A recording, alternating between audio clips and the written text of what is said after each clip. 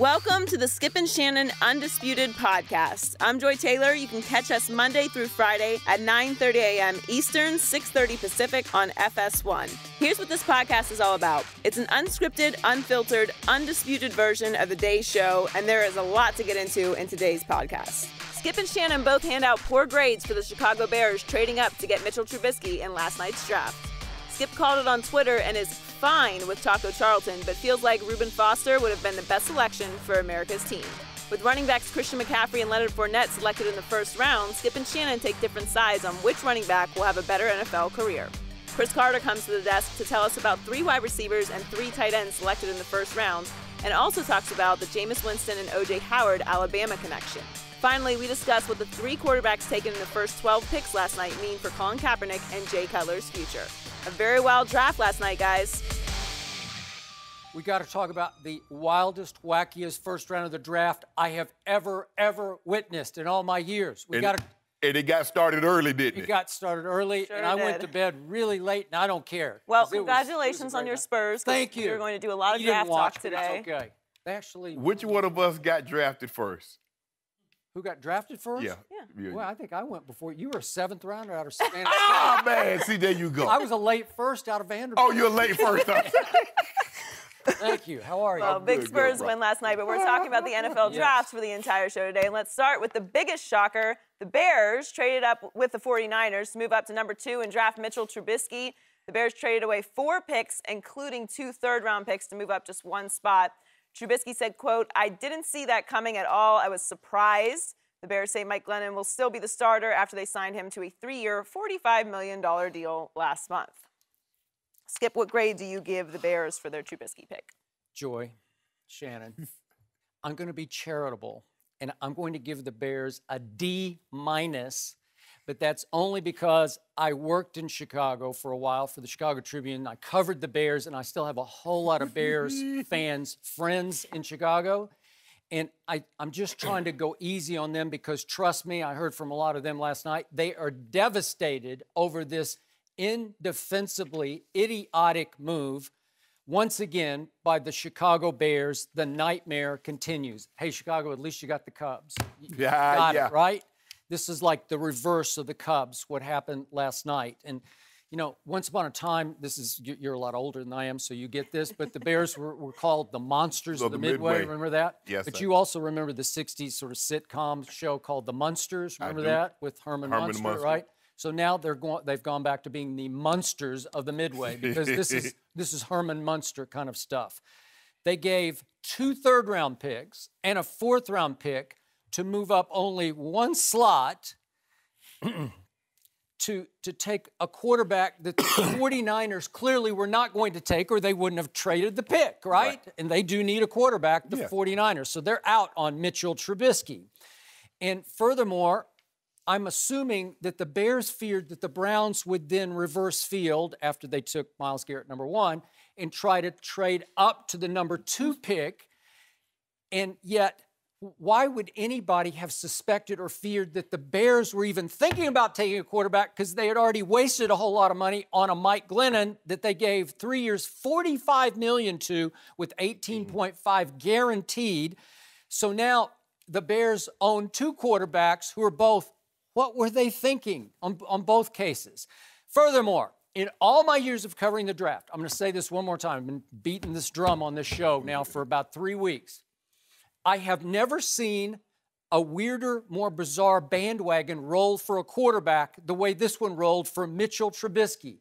This is a sheep-think league. You know this. Once one GM somewhere down the line, I don't know, way back in January, I don't know where it was, somebody said, I'm starting to like this Trubisky kid. And then another GM said, you know what? Maybe I should like him. And then another one said, wait a minute, maybe I should like him too. And then everybody was loving Mitchell Trubisky, a guy I watched, I don't know, 4 or 5 times last year at North Carolina, which was his first year as the starter. He was there for 3 years, couldn't beat out Marquise Williams. And who's on the practice squad somewhere in the NFL? Somewhere. I'm not even sure he's still on it, but whatever. I'm with you. He's not going to play in the NFL.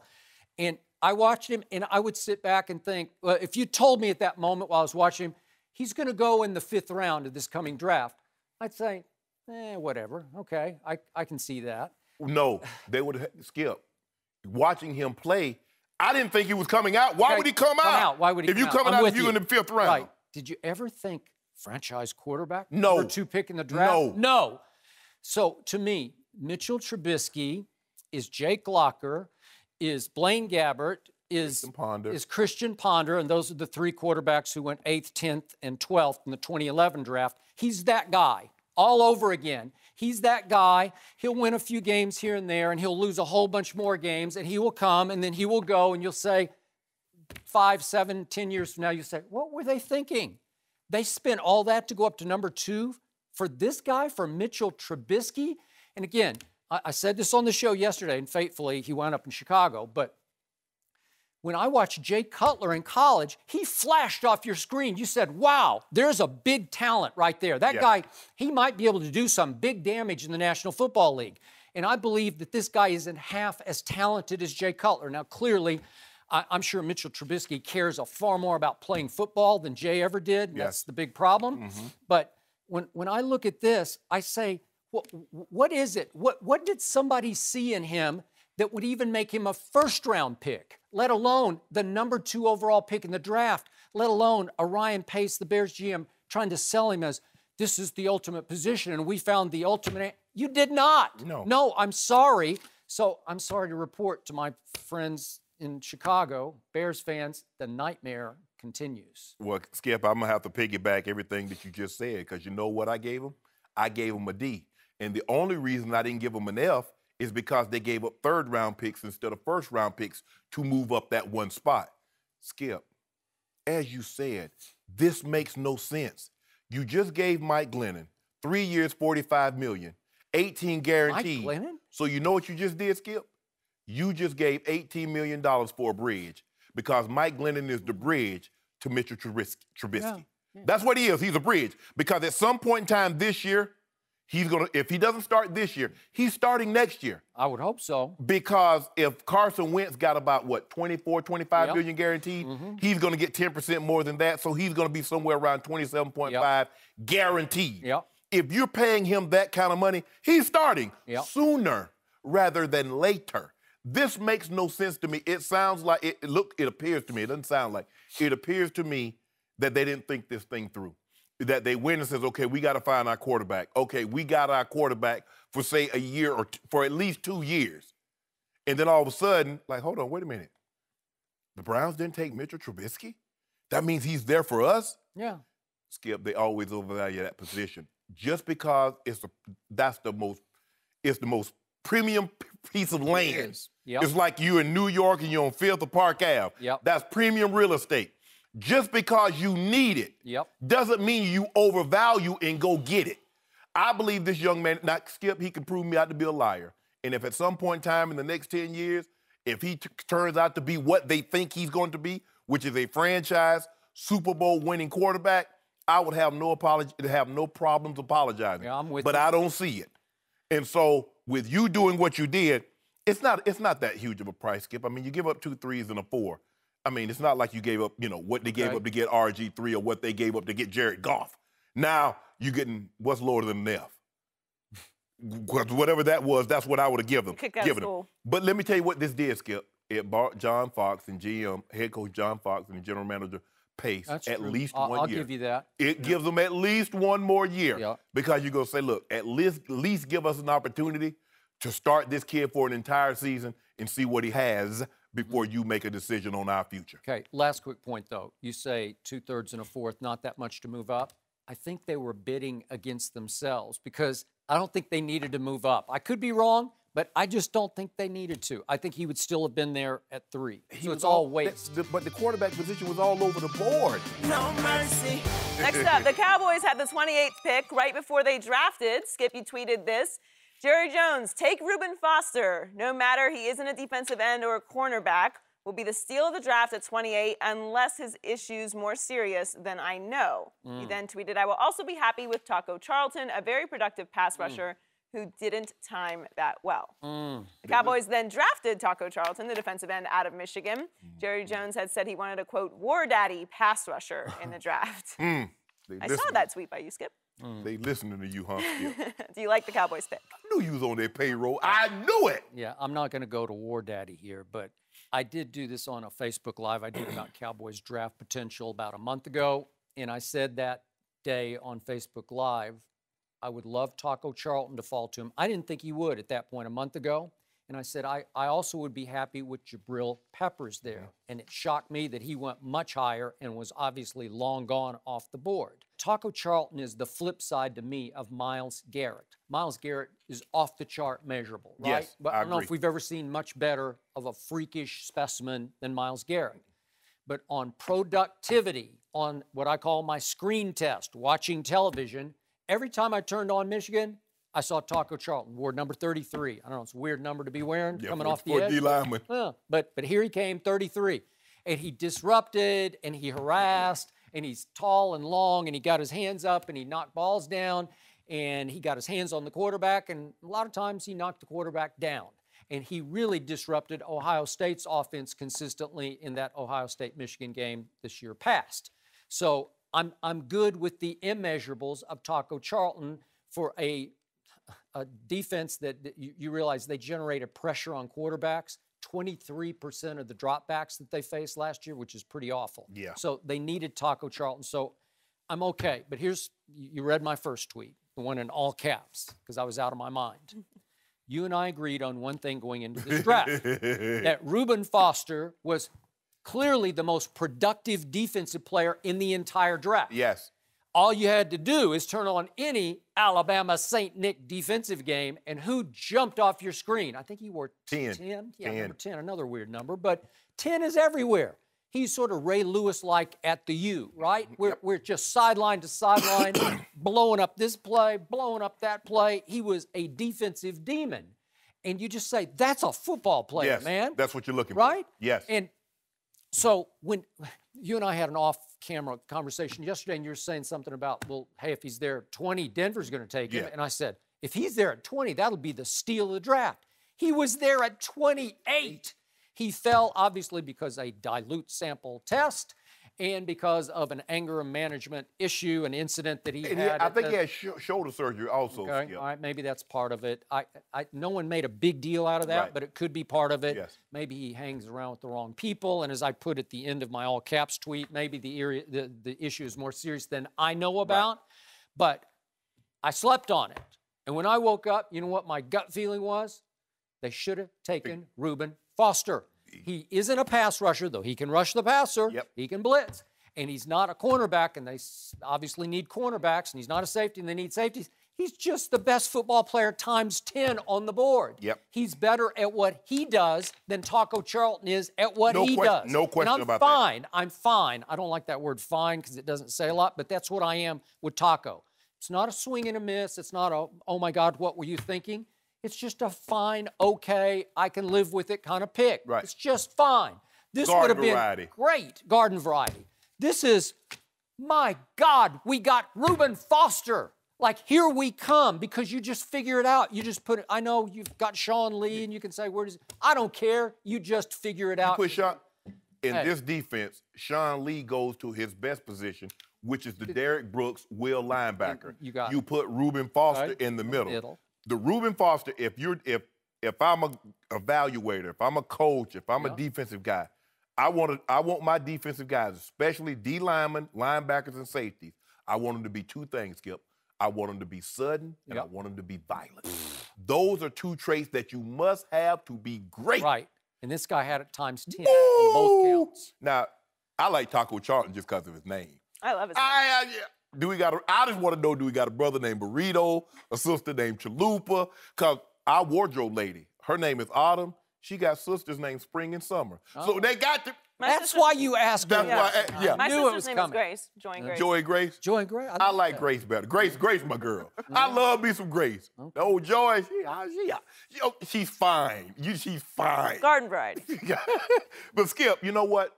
This draft is deep in corners. Now, and I'm thinking when they take this pick, I'm like, okay, they could have gone corner, but this draft is really deep in corners, and I'm looking at some of the corners that they had a value that marked. And then Stephen Jones comes out and says, well, in the second round, we're going to be looking for a corner because it's really deep in. I don't know if you really want to advertise that, but hey, that's the way they do business. But I like this, Skip. You know who he reminds you of? Minus the landscaping problem with the grass, Randy Gregory. That's who he's built like. A rangy, lanky guy, really disruptive. Yep. And now, can he anchor? Because pass rushers, the guys that come in that's built like them, you run the ball at them. You do. You see if they can see how many bricks you got in your back pocket, and can you anchor down? That's what I want to see. Now, he gets an opportunity to go against some very good tackles in practice. Tyron Smith, Lyle Collins will be back. So he'll get an opportunity. Now, if they don't break his confidence, if he can beat those guys a couple of times in practice, he's going to be the deal with, Skip. I like the pick because it was a need pick. They needed him. Now, I don't know how high he was on their board, so it might have been a situation where we need this. He might not be the best player available, but it is a need position. And sometimes teams go with need over best available because there's no question that Reuben Foster is a better player than Taco Charlton. Okay, but you brought up, fittingly, fatefully, Randy Gregory. 2 years ago, they took a flyer on him and was it the second round, and he had all kinds of marijuana issues and been suspended several times in college at Nebraska, and he's gone again. Maybe gone for good, I don't know. And I'm wondering if, I'm thinking that, on the clock, as Reuben fell to them, they clearly had fallen in love already with Taco Charlton. He went in for a visit. Marinelli, Rod Marinelli, defense coordinator, he had hit it off. There's a coach from Michigan named Greg Jackson, now a DB coach with the Cowboys, who knew him and had coached him for a year at Michigan, so he could say, hey, you know, whatever, personality-wise, he'll be a great fit here. I'm wondering if they looked at Reuben Foster's issues, the dilute sample, and thought, hey, we swung and missed with Randy Gregory. We've had our issues before with other, I can give you a big laundry list of players they've swung and missed up where they took high risks on, Greg Hardy.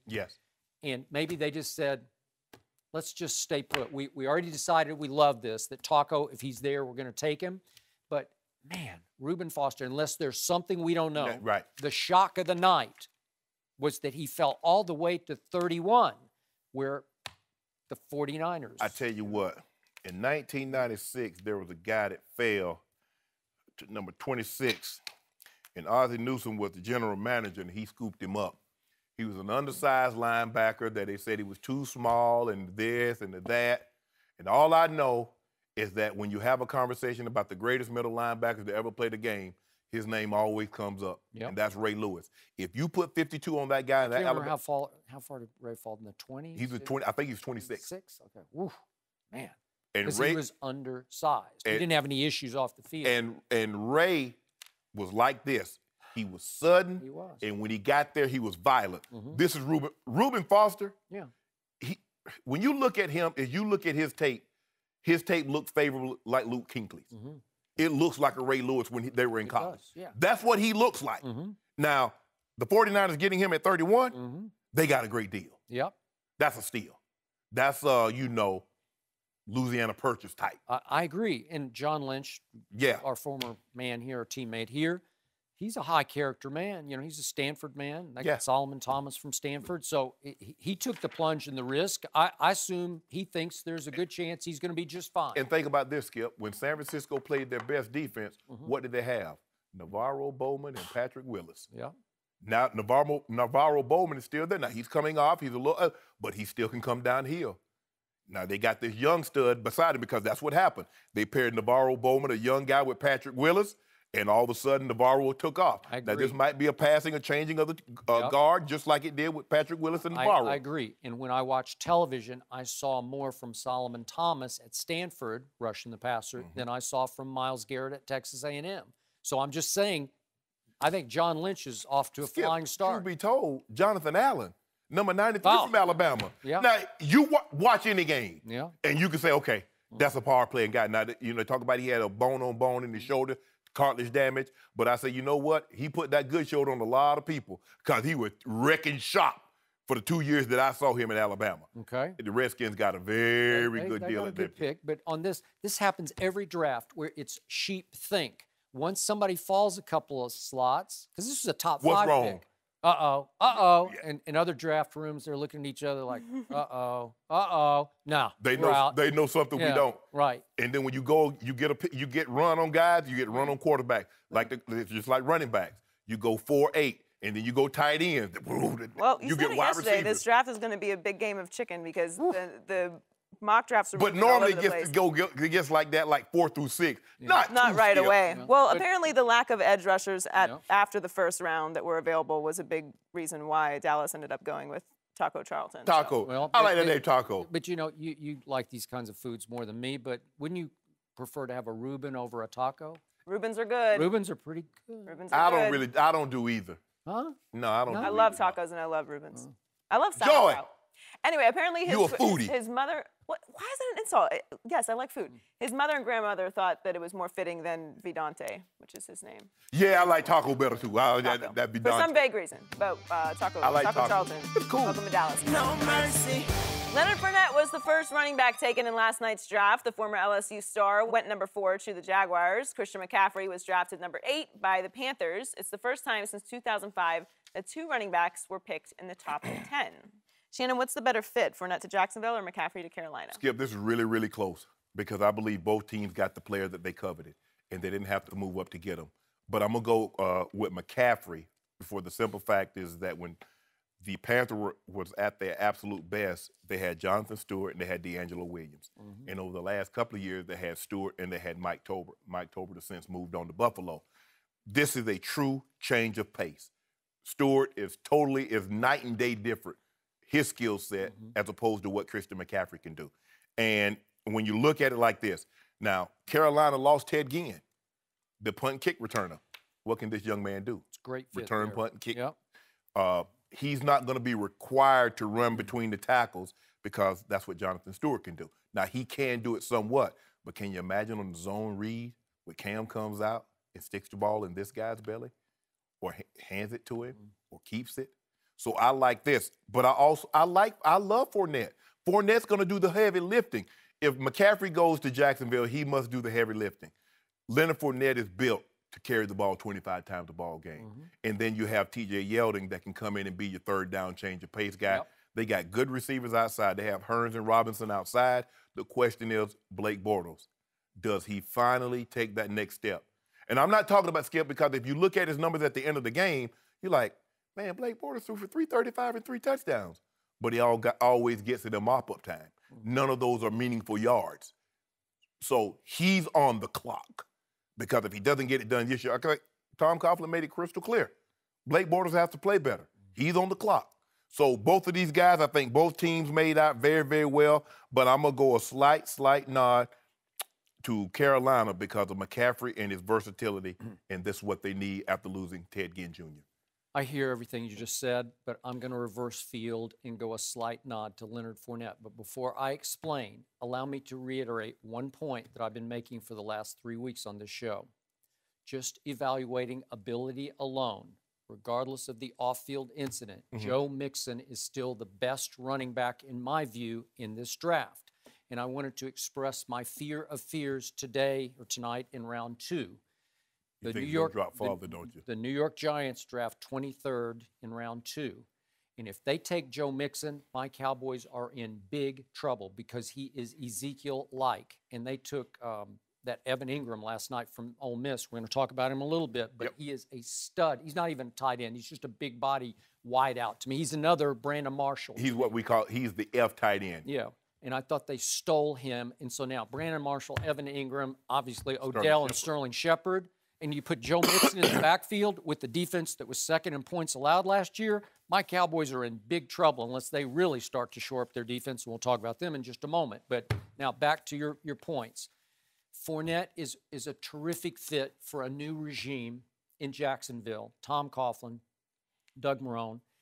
They're old school, and I think their old school plan will be, let's take the ball as much as possible out of Blake Bortles' hands, and let's put it in Fournette's hands. And I wrote down exactly what you said. I had 25 carries and 5 catches a game. That's 30 touches, and that's high volume, man. But I think he's built to take the beating. My problem with him is, as I've told you before, I don't think he's sudden enough or make you miss enough to be a great NFL back. I think he can be a good one, but not a great one. But I do think he's a great fit in Jacksonville. Can he be Eddie George? Boy, Eddie George. I just don't know if Leonard's, I hate to say this, but I don't know if he's got that big a heart. You want to talk about heart, that game I told you I watched you guys play? The divisional one of game. The all-time quote-unquote wars. I hate that term. But if there's ever such a thing as a pro football war, that was it. And you were in the middle of it, you and Ray Lewis. Yes. But that day, Eddie George was just, you talk about giving up your body to run into and over people. I mean, he's kind of like, Eddie was about 6'3", 245. That's the same idea. But the thing is, Skip, if it's going to be true, they're going to try to take the ball out of Bortles' hands. Now, they fortified their defense. They went out and got Calais Campbell. They're pretty good on defense. Yeah. They got another cornerback to go opposite of Jalen Ramsey. Yep. They got a safety. I'm with you. I got it. Didn't they sign Wilcox? I think they signed Wilcox at Church. J.J. Wilcox. No, Barry Church. Barry Church. I'm sorry, Barry Church. So they fortified their defense. Yeah. Miles Jack moves to middle. They got rid of, so they should be better on that side of the football. Yep. I believe they're going to go back to old school. Tom Coughlin is an old school type of coach. He is. Although he's not the coach, Marrone is also old school. I formation, two backs, two wide receivers with those guys outside the tight end, and minimize the risk that Blake Bortles can put his team in. I'm with you. Okay, back to your boy, Christian McCaffrey. He played with his father. I did. Comes from good stock. Played with him, too. He was my Power Ranger buddy. Okay, I got it. This kid is a tough kid. Big heart, big chip on his shoulder, competitive chip on his shoulder. However good or great he can be, he will max it out. But I must say that I've been saying this, and I loved what Mel Kiper said last night, Mel Kiper Jr. on ESPN, because he took a strong stance. And his stance was, Christian McCaffrey is not a running back. And that's what I've been trying to say to you. He's really more of a slot receiver who can line up in the backfield occasionally to do your read option or whatever, play little inside reverse. I don't know. You could toss it to him. You could do different things with him very creatively. But if you're expecting him, if Cam Newton is now expecting little Christian McCaffrey, who weighs 202 pounds, he's cut now. He's ripped. He's a weight room kid. But if you expect him to carry it 25 times between the tackles, he can't take that kind of beating. No. So he's not that guy. You still have Jonathan Stewart, and I assume you can still plug along with him. Yes. But the whole thought was, can you improve the running game between the tackles? That didn't improve it that much. Maybe a little, but to me, Christian is more icing than cake. But it's spectacular icing. Yeah. It's return icing that you're talking about. It's slot receiver icing. You can get deep on people. You can do all kinds of things with him. So I love the versatility, but there's not much meat and potato here. Let me ask you a question. Can he do what James White and Deion Lewis do for the Patriots? Sure, but you need LeGarrette Blount, or now you need Gillislee or somebody. You got you got Jonathan Stewart, excuse me, that can do that. So I think both teams, with where they're selected, 4 and 8, got the guy that they wanted because Leonard Fournette fits what Jacksonville wants to do, and Christian does exactly what Carolina wants to do. True story, Skip and Joy. A reporter asked Lisa, what was it about Ed? Why'd you marry Ed? Lisa McCaffrey, his mom. Wife. Okay. She said, I want to have fast little white babies. And she wasn't bull jiving. She got one in Green Bay. She got one that was the 8th pick in the draft that's going to Carolina. She got one that just went to Michigan as the quarterback. And Ed said Luke is the best athlete of all 3. So she wasn't there. So Christian, again, he's not like crazy fast, but he's more quick than fast. He's more quick than fast. Yes. And I will give you that. It's not, I don't know if he's as quick as some of the slot receivers. We go back and forth about little Cole Beasley. I don't know if he's that quick, but he's right in the ballpark. So in the end, can he be the Ezekiel Elliott driving force of this? No, he can't be that guy. That's not what they got him for. So again, back to the question, I still think Leonard's a little better fit for what they're going to try to do than this. And I thought Leonard would wind up with these guys, and obviously he went 4th. So. Well, but if you think about what position could they improve the most, they got 2 receivers. They're loaded on defense. Offensive line seems to be set. They're not going quarterback that early. So it was Leonard Fournette. It was really a no-brainer because, as you said, they want to protect Blake Bortles. What's the best way to protect him? Hand the ball to a guy 20, 25 times a game. Correct. Do I think Leonard's worth the 4th overall pick? No, but on need, he's a perfect fit for them. And it keeps him, hopefully, maybe from showing a few less interceptions. No mercy. In last night's draft, 3 wide receivers were taken in the top 10 for the first time since 2005, and 3 tight ends went in the first round for the first time since 2002.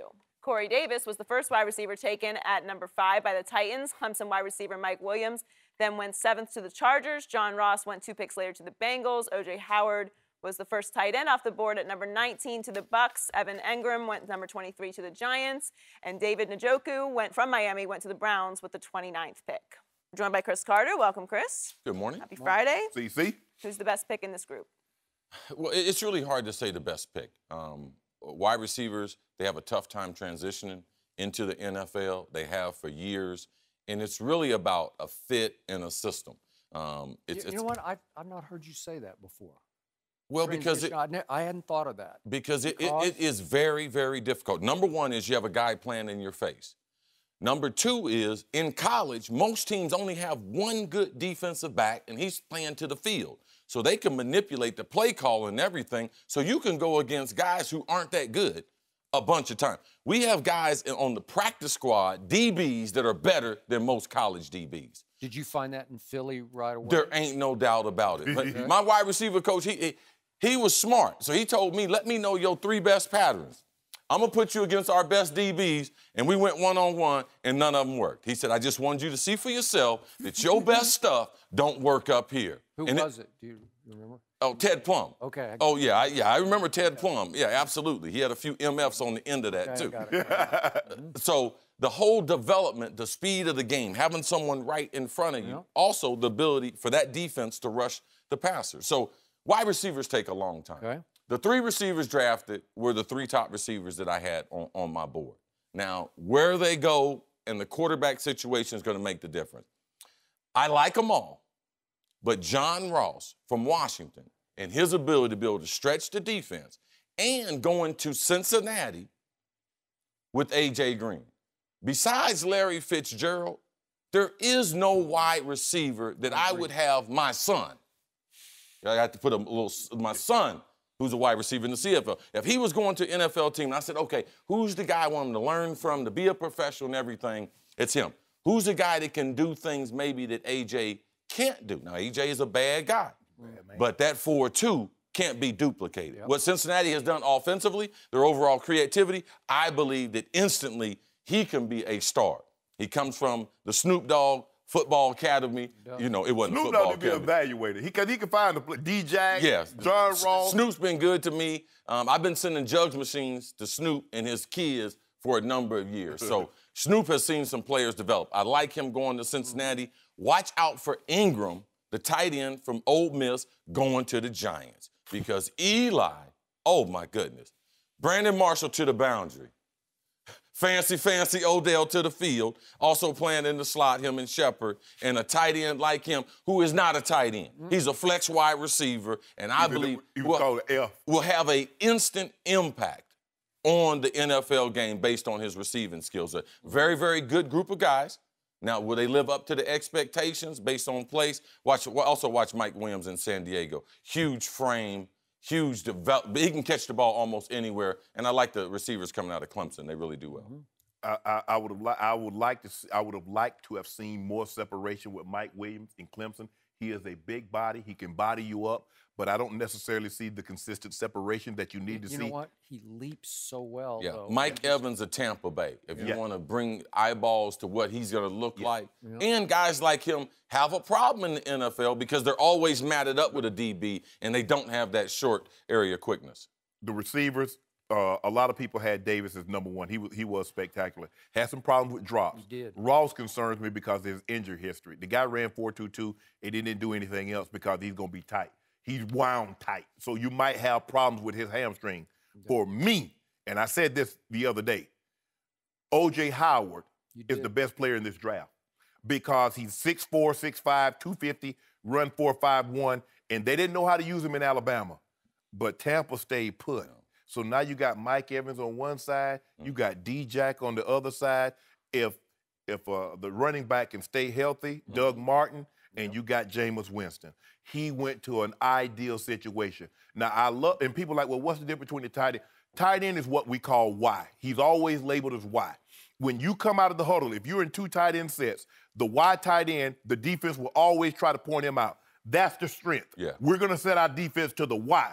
What made New England so hard is that when Bennett and Gronk's in the game, who are you declaring as the Y? They can have two Ys in the game. So now that made it so hard. When Ingram's in the game, Evan Ingram, he went to the Giants. Yep. When they're in a two tight end set, more times than not, they will declare him as the F or the Tiger, which is the flex, the fly tight end, the weak tight end. They will sit their strength to the other guy. That's the difference. Y is a true tight end, hand in the dirt, big body. Gronk, well, they know, I bet you, 9 times out of 10, they referred to Gronk as the Y. Yep. Give you a better example. Gronk and Aaron Hernandez, rest his soul, whatever. He was the Y, he was the F tight end. Gronk was always the strength. O.J. Howard, Skip, he got wiggle. And that's what, he's not robotic. Normally when you get a guy his size, he's like, or he plays bumper cars. What we call bumper cars, he bangs it to the linebacker, he bangs it to the safety, break off. No, he has wiggle. He can drop his hip. Now, I like Njoku also. He's a little more raw than all the other guys, but he's a long arm guy that has great run after the catch. Now, I don't know how effective he can be with the quarterback situation. These other two guys went to a situation where their quarterbacks are good. Eli, you know what he's done, and Jameis Winston is getting better and better every year. Now, Njoku's development could be stunted by the quarterback play in Cleveland. So all things being equal, I love O.J. Howard the best. A good friend of mine said O.J. Howard has the highest character. He's the cleanest player in all the draft. I believe that. Another thing, O.J. Howard played his high school football, Alabama, plays college football, Alabama. Who else played their high school football in Alabama? Jameis Winston. Jameis wanted to go to Alabama, but because they had A.J. McCarron there, he went to Florida State. So I think that watch Jameis and O.J. get together because they know each other. That's a special combination. That's a good choice. One other thing on O.J., he did play bumper cars when it came to one thing, and that was blocking linebackers or DBs, because he would just level people. Yeah, he was a devastating true blocker. Y. Yeah. Yes. Okay, back to the top. I just thought the biggest reach of the draft, I know you both liked Corey Davis, but to take him 5th overall, there's so many good football players on the board. I'm like, what? He's not that good, and he did drop a bunch of balls, and I'm not saying that he's going to drop a bunch of pro footballs, but he's got more project to him, and he's a MAC kid. That doesn't really matter. You can translate. But to your point about it takes a while, I'll bet you it'll take him a little while. Maybe he'll turn into something pretty special. Before you go any further, Skip, okay, he was the 4th pick, he was the 5th pick in the draft. To pay this off for the Tennessee Titans, there you go. He need to be A.J. Green or Julio Jones. A.J. went 4th, Julio went 6th. That's how he pays it off. Seeing it. Great example. Yeah, but I'm not seeing it. I'm a Mike Williams fan. He is Dez-like in that he doesn't separate, but he'll go up and get the football. Yeah. He's a good basketball player. They tell stories. He can slam it every way you want to slam it. He's a slam dunk contest kind of a receiver. Yeah, small forward, 2 guard. Yeah, Absolutely. He's that guy. So he can change games with that, and I do think he'll translate pretty quickly. But I'm going to go all the way down, and I get you on O.J. Howard. I can't argue with anything you said, but you brought up Evan Ingram. I just got to tell you, when I turned on Alabama Ole Miss this past year, I'm watching. It's kind of a shootout, man. It's going back and forth. Chad Kelly, boom, boom, boom. And I keep saying, who is 17 for Ole Miss? Who is 17? And supposedly Alabama had linebackers that could cover. But 17, and they call him a tight end. He wears 17, these weird college numbers, you know, but he kind of played like a 17 to me, you know, like a Plaxico type, right? Yeah. There you go. And I'm saying he caught 9 balls that day for 138 yards and a touchdown. Chad Kelly threw for 421 on St. Nick's defense. I can't explain that, but that's another conversation for another day. That later. But the point is, man, he caught 65 balls for almost 1,000 yards this year. And again, they didn't know how to use OJ because they just didn't use him at all. But when they found out how, he went for 205 and 170. In a championship game, he went for 205 on 5 catches. You know, he averaged 35 yards a That's catch. That's unheard of. But the fit of Evan Ingram, as you already pointed out, I'm a Cowboy guy. So I'm looking down the road at the opening night in Jerry World, and I'm seeing Evan Ingram, he's another Brandon Marshall. Their bodies, they're about the same size. He's faster than Brandon Marshall. He's faster than no doubt. But actually, they are the same size. Right. 235, That's what I'm saying. 164, 163. This kid ran 4.4. Yeah. 4.4 at 235? Are you kidding me? That's moving. And then you put a little, I love Sterling Shepard when he's at Oklahoma. He can play, man. Yes. He can make plays.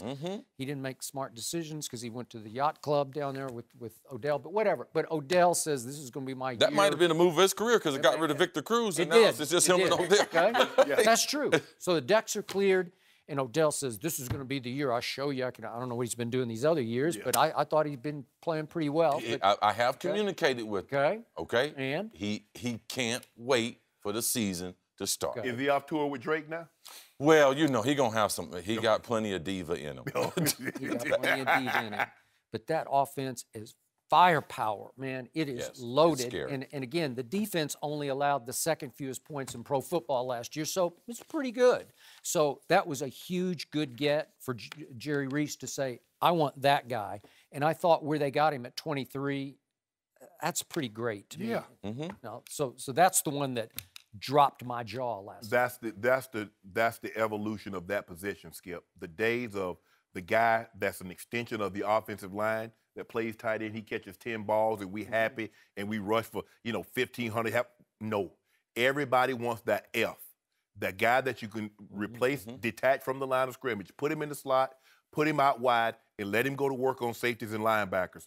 That's where the biggest mismatch is. Because these DBs, they can run 4-3-2 just like your receivers. But you're not going to find a whole lot of guys that can cover at linebacker that can run 4-4, that can run 4-5-1. These guys can be special. I love Ingram going with Eli, but O.J. Howard has the ability, I'm talking about to be, really, really special. He has that kind of ability. And Skip, that's 40 yards a catch. He had 205 on 5 catches. And by the way, they had a tight end named Cameron Brate last year. He was their second leading receiver from Harvard. I don't know, but now you could play both of them, and obviously you got Mike Evans and Deshaun. Yes, and as far as Corey Davis, a lot of times when you watch college film, because a lot of times we're used to watching pro receivers. Yes. And it's just like watching NBA shooters compared to college shooters. Right. College shooters can shoot, but they can't shoot like the pros. In college, kids drop more balls who have good hands. The reason why, because they're not mature. It's attention span. And when you start playing football every day, 12 to 13 hours a day, that maturity, and that's what you'll see. You'll see guys grow up. You're like, the guy's got good hands. Why does he drop the ball? Davis, that's what it is. It's concentration, and a lot of times when they make that next jump, you see them make the jump as far as concentration. Well, yeah, they get hit by someone from the pro defense and start paying attention. Well, you're also getting paid to catch the ball.